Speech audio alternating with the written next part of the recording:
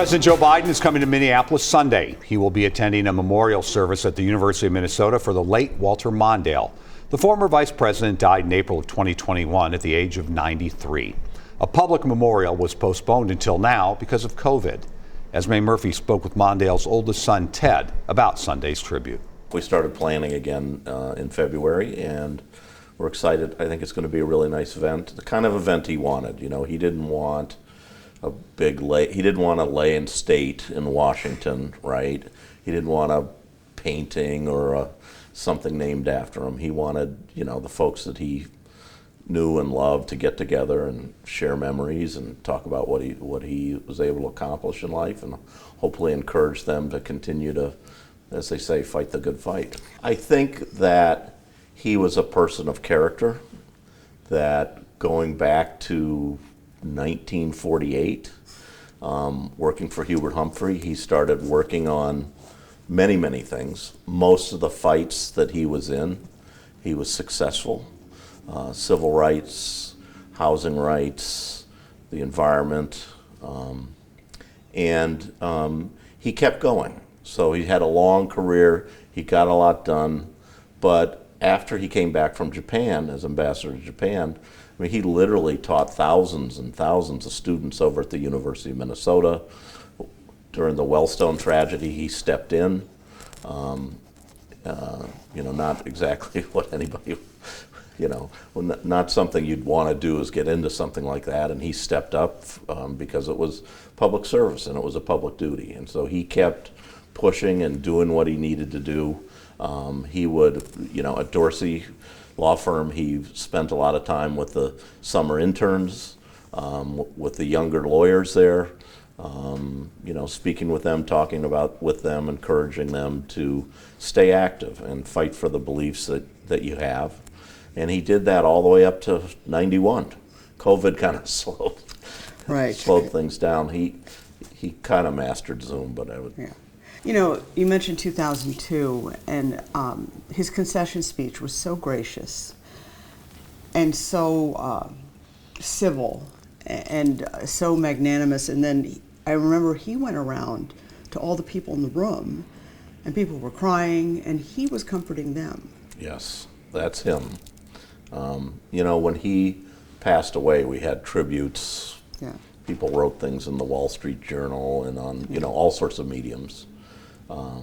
And the bottom line was, it was all about his character. That, you know, when you worked with him, it was a two-way street. He wanted to know about your family.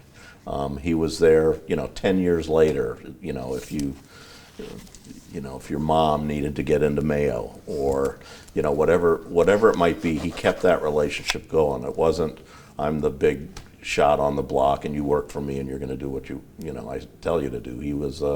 He built relationships, he cared about people, and that really came out in all the tributes, and I think it's coming out with all the people coming. There's people coming from Japan, the Japan embassy, for this thing. So there's people coming from all over the country, you know, and a lot of them aren't as young as they used to be, so it's not the easiest thing to hop on a, you know, we've got a lot of wheelchairs, we got a lot of accessible seating in the facility that's all full.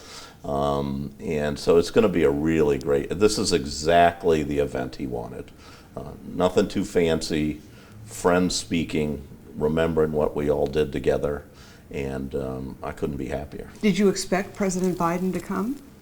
Well, you know, I think the last day before he passed away, 2 days, they had a 40-minute conversation.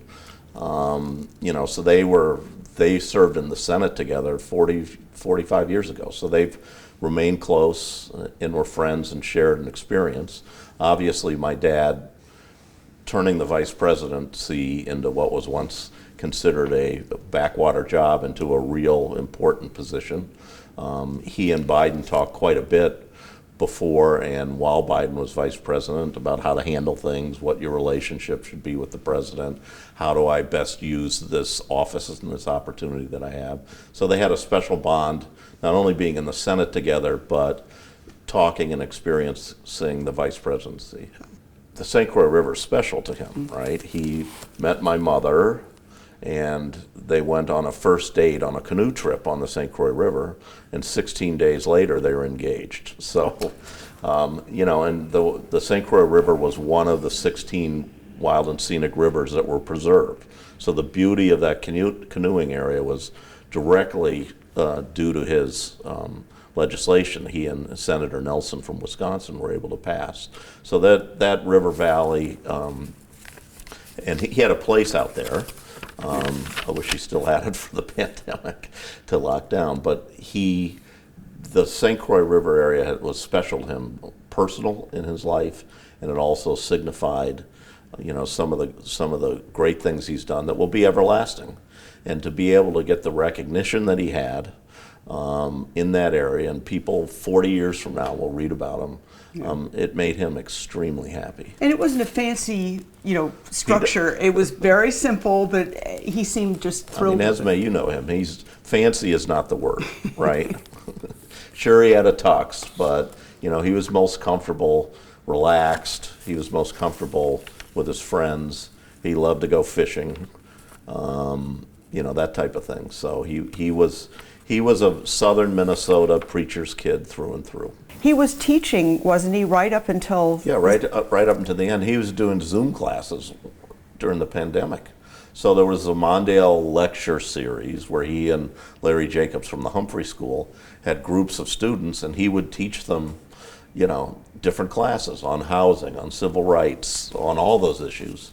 And, Professor Jacobs said it was just amazing because, they'd be in class and he would be teaching and he'd say, that really upset Martin Luther King. And all these 20-year-olds are like, whoa, pretty amazing. But that's to the essence, that's who he was. And he wanted to take what he had learned and instill it in these younger kids and try and get them to have, a career in public policy or advocacy or, to do good things to make the world, the state, a better place.